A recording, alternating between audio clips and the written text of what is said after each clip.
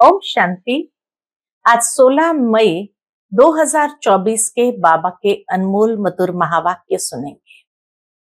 आज की मुरली में बाबा कहे, बाबा कभी किसी पर नाराज नहीं होता है, लेकिन बाबा शिक्षा और सावधानी तो जरूर देंगे। कर्मों को सुधारने के लिए अटेंशन खिंचवाएंगे कि बच्चे दैवी गुणों को धारण करना है। तो बाबा कहे, इसमें डरना नहीं है कि बाबा हमसे नाराज हो गए हैं। नहीं, बाबा जो अटेंशन खिंचवाते हैं उसको ध्यान में लाते हुए अपने आप को संपन्न करना है। साथ ही साथ बाबा कहे, बच्चों को सदा स्मृति रहनी चाहिए कि यह संगम का समय बहुत श्रेष्ठ है। इसमें जितनी ऊंची लॉटरी हमें मिलती है और कोई युग में नहीं मिलती है। यही समय है जब ऊंचे ते ऊंचा बाप आकर हमारे जीवन को हीरे जैसा देवता बना देते हैं।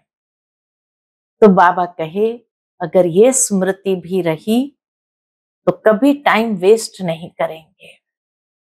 नॉलेज सोर्स ऑफ इनकम है, पढ़ाई को कभी मिस नहीं करना है।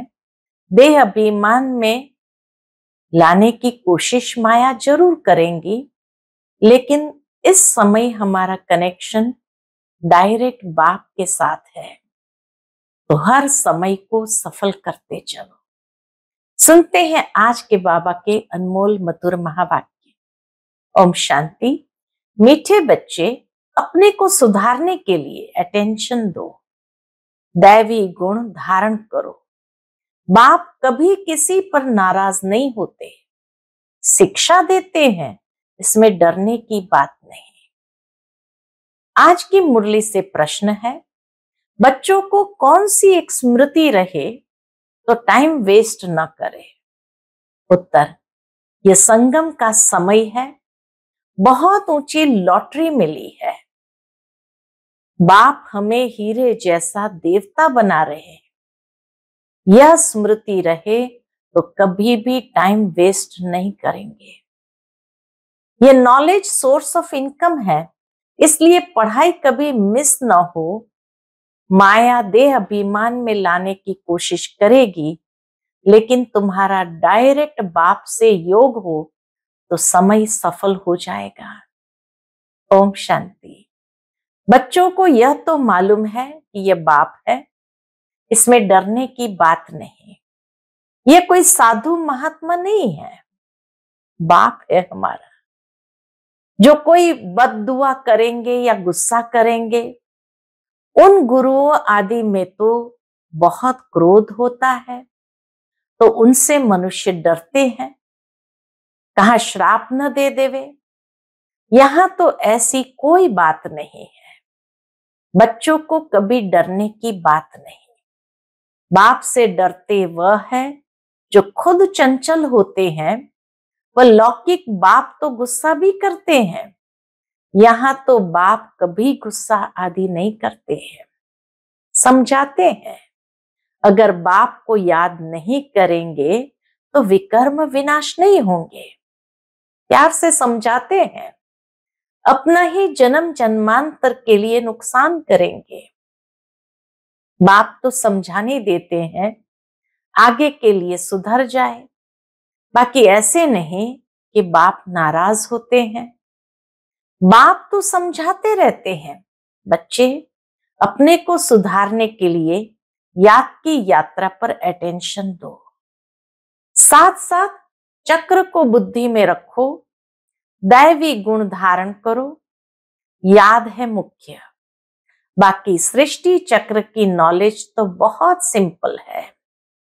वह है सोर्स ऑफ इनकम, परंतु उनके साथ दैवी गुण भी धारण करने हैं। इस समय है बिल्कुल आसुरी गुण।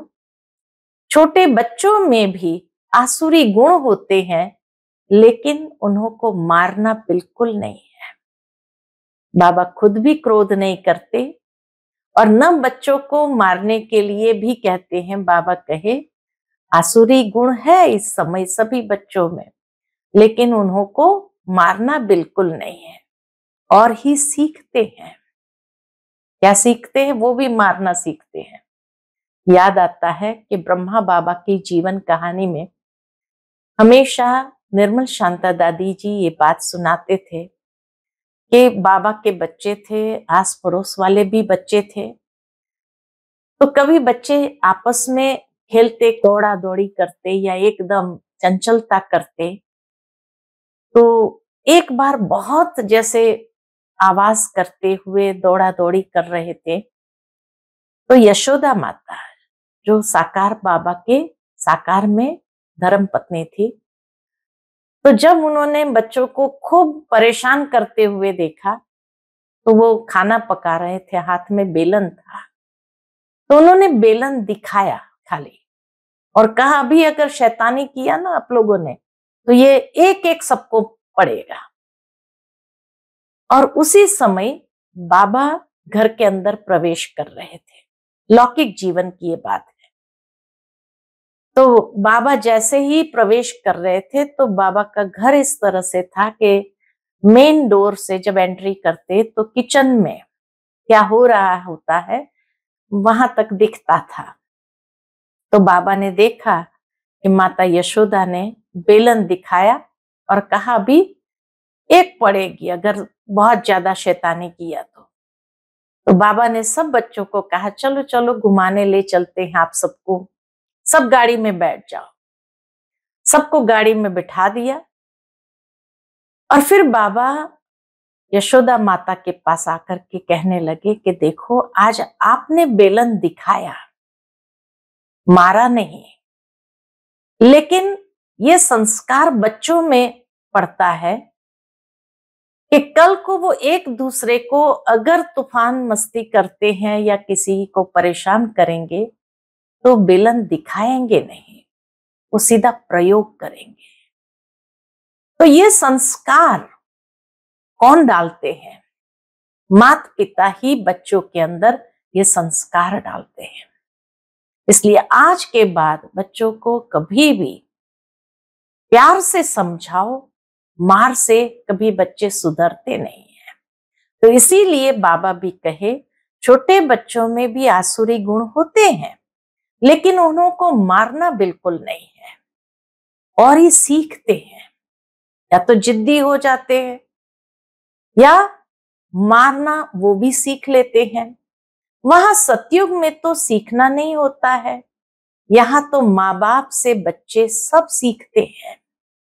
बाबा गरीबों की बात करते हैं, शाहूकारों के लिए तो यहाँ जैसे स्वर्ग है। उनको ज्ञान की दरकार नहीं, ये तो पढ़ाई है। टीचर चाहिए जो सिखावे सुधारे। तो बाप गरीबों की बात करते हैं, कैसी हालात है, कैसे कैसे बच्चे खराब होते हैं। माँ बाप को सब देखते रहते हैं, फिर छोटेपन में ही सब खराब हो जाते हैं। माता पिता की एक्टिविटी से ही वो सीखते हैं और खराब हो जाते हैं। ये रूहानी बाप कहते हैं मैं भी गरीब निवास हूं, समझाता हूं, देखो इस दुनिया में मनुष्य की क्या हालत है। तमो प्रधान दुनिया है, तमो प्रधान की भी कोई हद होती है। बाबा कहे तमो प्रधान की भी कोई हद होती है ना। 1250 वर्ष तो कलयुग को हुए, एक दिन भी कम जास्ती नहीं। दुनिया जब पूरी तमो प्रधान हुई तब बाप को आना पड़ा। बाप कहते हैं मैं ड्रामा अनुसार बंधायमान हूं, मुझे आना ही पड़ता है। शुरू में कितने गरीब आए, शाहूकार भी आए, दोनों इकट्ठे बैठते थे। बड़े बड़े घर की बच्चियां भागी, कुछ भी ले नहीं आई। इतना हंगामा हो गया, ड्रामा में जो होने का था वह हो गया, ख्याल भी नहीं था ऐसा होगा। बाबा खुद वंडर खाता था क्या हो रहा है। इन्हों की हिस्ट्री बड़ी वंडरफुल है। बाबा कहे शुरू शुरू की हिस्ट्री बड़ी वंडरफुल है, यह भी ड्रामा में नूंद है। बाबा ने सबको कह दिया, चिट्ठी लिखाकर ले आओ, हम ज्ञान अमृत पीने जाते हैं। फिर उनके पति लोग विलायत से आ गए। वह बोले, विष दो। ये कहे, हमने ज्ञान अमृत पिया है, विष कैसे दे सकते। इस पर इन्हों का एक गीत भी था, इसको कहते हैं चरित्र। शास्त्र में फिर श्री कृष्ण के चरित्र लिख दिए हैं। श्री कृष्ण की तो बात हो न सके तो यह सब ड्रामा में नूंद है, नाटक में ये सब होता है। हंसी कुड़ी आदि आदि ये तो दोनों बाप कहते हैं, हमने कुछ भी नहीं किया, ये तो ड्रामा का खेल चल रहा है। छोटे छोटे बच्चे आ गए, अभी वह कितने बड़े बड़े हो गए। बच्चों के कितने वंडरफुल नाम संदेश पुत्रियां ले आई। फिर जो उनसे भाग गए उनका वह नाम तो है ही नहीं, फिर पुराना नाम शुरू हो गया। इसलिए ब्राह्मणों की माला होती नहीं। तुम्हारे पास कुछ भी नहीं है। बाबा कहे, तुम्हारे पास कुछ भी नहीं है। पहले माला फेरते थे, अभी तुम माला के दाने बनते हो। वहां भक्ति होती नहीं, ये नॉलेज है समझने की, है भी सेकंड की नॉलेज। फिर उनको कहते हैं ज्ञान का सागर, सारा सागर स्याही बनाओ। परमात्मा की महिमा में कहते हैं कि सारा सागर स्याही बनाओ, जंगल कलम बनाओ, तो भी महिमा पूरी हो ना सके। और फिर भी सेकंड की बात है, इतना अथाह ज्ञान है बाबा के पास कि सागर की स्याही बनाओ, जंगलों की कलम बनाओ, धरती का कागज बनाओ, तो भी पूरा हो ना सके। और फिर है सेकंड की बात, अलफ को जान गए हो तो बेबादशाही जरूर मिलनी चाहिए। तो वह अवस्था जमाने में अर्थात पतित से पावन होने में मेहनत है। बाप कहते, अपने को आत्मा समझ मुझ अपने बेहद के बाप को याद करो, इसमें है मेहनत। तदबीर कराने वाला टीचर तो है, परंतु किसकी तकदीर में नहीं है। तब्दीर कराना माना पुरुषार्थ कराने वाला टीचर तो है, परंतु किसकी तकदीर में नहीं है। तो टीचर भी क्या करे। टीचर तो पढ़ाएंगे, ऐसे तो नहीं रिश्वत लेकर पास कर देंगे। यह तो बच्चे समझते हैं यह बाप दादा दोनों इकट्ठे हैं। ढेर बच्चियों की चिट्ठियां आती है बाप दादा के नाम पर। शिव बाबा केयर ऑफ प्रजापिता ब्रह्मा। बाप से वर्षा लेते हो इस दादा द्वारा। त्रिमूर्ति में है, ब्रह्मा द्वारा स्थापना कराते हैं। ब्रह्मा को क्रिएटर नहीं कहेंगे, बेहद का क्रिएटर तो वो बाप ही है, शिव बाबा ही है। प्रजापिता ब्रह्मा भी बेहद का हो गया। प्रजापिता ब्रह्मा है तो बहुत प्रजा हो जाएगी। सब कहते हैं ग्रेट ग्रेट ग्रैंडफादर, शिव बाबा को ग्रेट ग्रेट ग्रैंडफादर नहीं कहेंगे। वह तो सभी आत्माओं का बाप हो गया। आत्माएं सभी भाई भाई है, फिर बहन भाई होते हैं। बेहद के सीजरे का हेड प्रजापिता ब्रह्मा हो गया। जैसे बिरादरी का सीजरा होता है ना, यह है बेहद का सीजरा। आदम और बीबी, एडम और ईव किसको कहते हैं। आदम बीबी एडम ईव किसको कहते हैं। ब्रह्मा सरस्वती को कहेंगे। अब सीजरा तो बहुत बड़ा हो गया है, सारा झाड़ जड़ीभूत हो गया है, फिर नया चाहिए। इसको कहा जाता है वैरायटी धर्मों का झाड़। वैरायटी फीचर्स है, एक न मिले दूसरे से। हर एक की एक्टिविटी का पार्ट एक न मिले दूसरे से।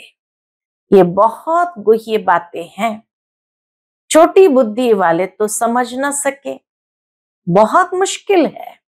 हम आत्मा छोटी बिंदी है, परम पिता परमात्मा भी छोटी बिंदी है, यहाँ बाजू में आकर बैठते हैं। आत्मा कोई छोटी बड़ी नहीं होती है। बाप दादा दोनों का इकट्ठा पाठ बड़ा वंडरफुल है। बाबा ने ये रथ बड़ा अनुभवी लिया है। बाबा खुद समझाते हैं ये भाग्यशाली रथ है। इस मकान अथवा रथ में आत्मा बैठी है। हम ऐसे बाप को किराए पर अपना मकान व रथ देवे तो क्या समझते हो? इसलिए इनको भाग्यशाली रथ कहा जाता है, जिसमें बाप बैठ तुम बच्चों को हीरे जैसा देवता बनाते हैं। आगे थोड़ी समझते थे, बिल्कुल तुच्छ बुद्धि थे। अभी तुम बच्चे समझते हो तो फिर अच्छी रीति पुरुषार्थ भी करना चाहिए, टाइम वेस्ट नहीं करना चाहिए। स्कूल में टाइम वेस्ट करने से नापास हो जाएंगे। बाप तुमको बहुत बड़ी लॉटरी देते हैं। कोई राजा के घर में जन्म लेते हैं तो जैसे कि लॉटरी मिली ना। कंगाल है तो उनको लॉटरी थोड़ी कहेंगे। यह है सबसे ऊंची लॉटरी। इसमें टाइम वेस्ट नहीं करना चाहिए। बाबा जानते हैं माया की बॉक्सिंग है, घड़ी घड़ी माया दे अभिमान में लाती है। तुम्हारा बाप के साथ डायरेक्ट योग है, सन्मुख बैठे हैं ना, इसलिए यहां रिफ्रेश होने आते हो ड्रामा अनुसार। बाप कहते मैं तुमको जो समझाता हूं वह धारण करना है। यह ज्ञान तुमको अभी मिलता है, फिर प्रायलोप हो जाता है।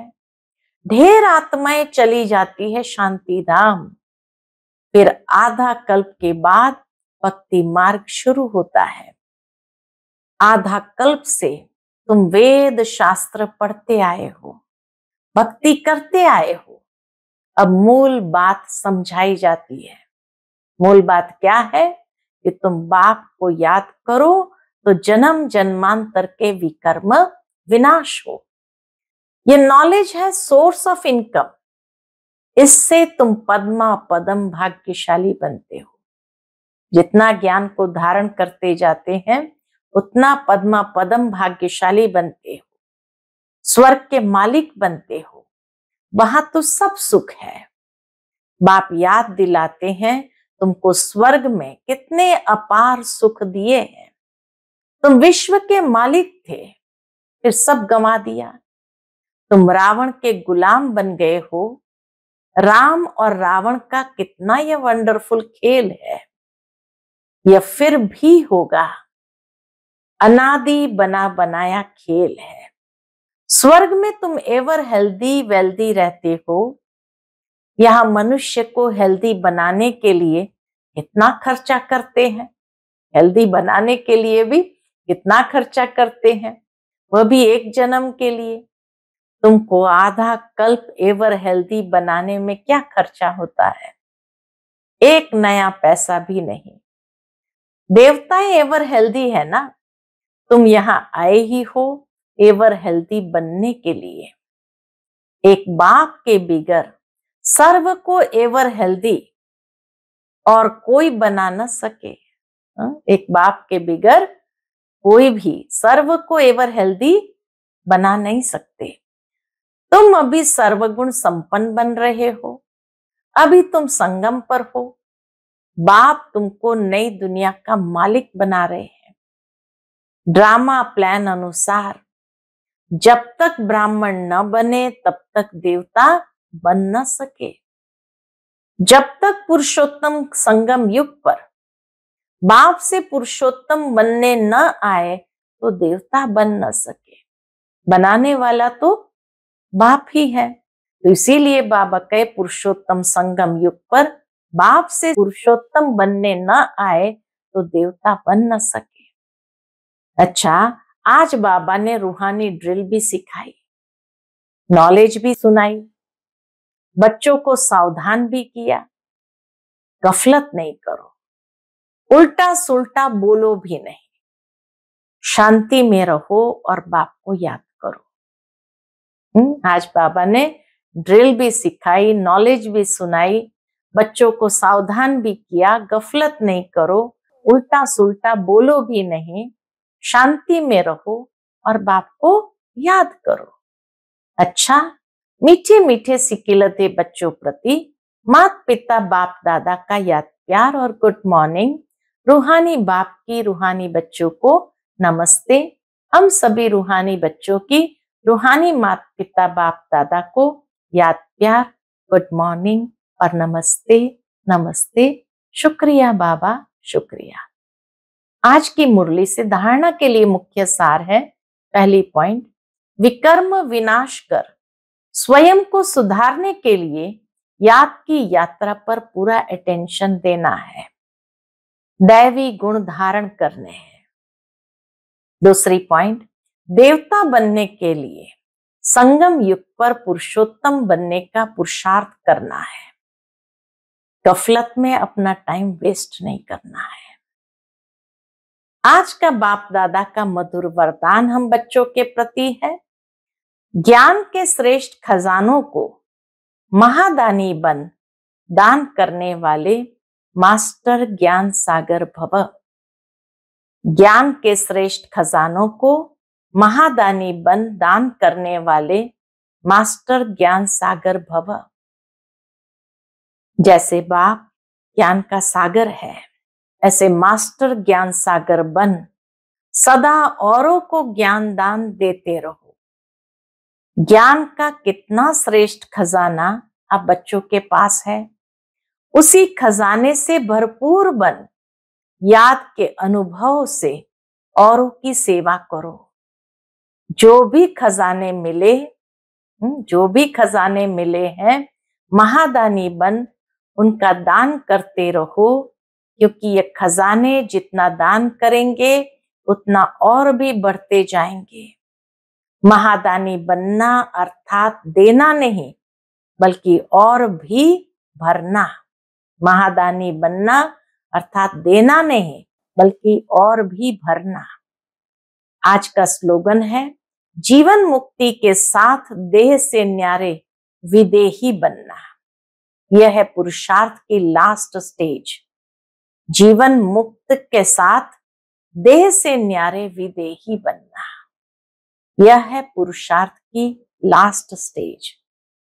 फिर मातेश्वरी जी के मधुर महावाक्य है, टाइटल है, गुप्त वेशधारी परमात्मा के आगे कन्याएं माताओं का संन्यास। गुप्त वेशधारी परमात्मा के आगे कन्याओं माताओं का संन्यास। अभी दुनियावी मनुष्य को ये विचार तो आना चाहिए, इन कन्याओं माताओं ने संन्यास क्यों लिया है? ये कोई हठयोग कर्म सन्यासी नहीं है, परंतु बिल्कुल सहज योग, राजयोग, कर्म योग संन्यास जरूर है। परमात्मा खुद आए जीते जी देह सहित देह के सभी कर्मेंद्रियों का मन से संन्यास कराता है, अर्थात 5 विकारों का संपूर्ण संन्यास करना जरूर है। परमात्मा आए कहता है, दे दान तो छूटे ग्रहण। अब माया का यह ग्रहण जो आधा कल्प से लगा हुआ है, इससे आत्मा काली पतित बन गई है, उनको फिर से पवित्र बनाना है। देखो, देवताओं की आत्माएं कितनी पवित्र और चमत्कारी है। जब सोल पवित्र है तो तन भी निरोगी पवित्र मिलता है। अब यह भी संन्यास तब हो सकता है जब पहले कुछ चीज मिलती है। गरीब का बालक शाहूकार की गोद में जाता है तो जरूर कुछ देख गोद लेता है, परंतु शाहूकार का बालक गरीब की गोद में नहीं जा सकता। तो यहाँ यह कोई अनाथ आश्रम नहीं है, यहाँ तो बड़े बड़े धनवान कुलवान माताएं कन्याएं हैं, जिन्हों को दुनियावी लोग अब भी चाहते हैं कि घर में वापस आ जाए, परंतु इन्होंने क्या प्राप्त किया जो उस मायावी धन पदार्थ अर्थात सर्वंश संन्यास किया है। तो जरूर उनसे उन्हों को जास्ती सुख शांति की प्राप्ति हुई। तब तो उस धन पदार्थ को ठोकर मार दी है, जैसे राजा गोपीचंद ने अथवा मीरा ने रानी पने का अथवा राजाई का संन्यास कर लिया। यह है ईश्वरीय अतीन्द्रिय अलौकिक सुख, जिसके आगे वो दुनियावी पदार्थ तुच्छ है। उन्हों को ये पता है कि इस मर्जीवा बनने से हम जन्म जन्मांतर के लिए अमरपुरी की बादशाही प्राप्त कर रहे हैं, तब तो भविष्य बनाने का पुरुषार्थ कर रहे हैं। परमात्मा का बनना माना परमात्मा का हो जाना, सब कुछ उसको अर्पण कर देना, फिर वो रिटर्न में अविनाशी पद दे देता है। तो ये मनोकामना परमात्मा ही आकर इस संगम समय पूर्ण करता है, क्योंकि अपन जानते हैं कि विनाश ज्वाला में तन मन धन सहित सब भस्मीभूत हो ही जाएगा। तो क्यों न परमात्मा अर्थ सफल करे। अब यह राज भी समझना है कि जब सब विनाश होना है तो हम भी लेकर क्या करें। हमको कोई सन्यासियों के मुआफिक, महामंडलेश्वर के मुआफिक यहाँ महल बनाए नहीं बैठना है, परंतु ईश्वर अर्थ बीज बोने से वहां भविष्य जन्म जन्मांतर इनका बन जाना है। यह है गुप्त राज। प्रभु तो दाता है, एक देवे 100 पावे, परंतु इस ज्ञान में पहले सहन करना पड़ता है। जितना सहन करेंगे उतना अंत में प्रभाव निकलेगा, इसलिए अभी से लेकर पुरुषार्थ करो। अच्छा, ओम शांति।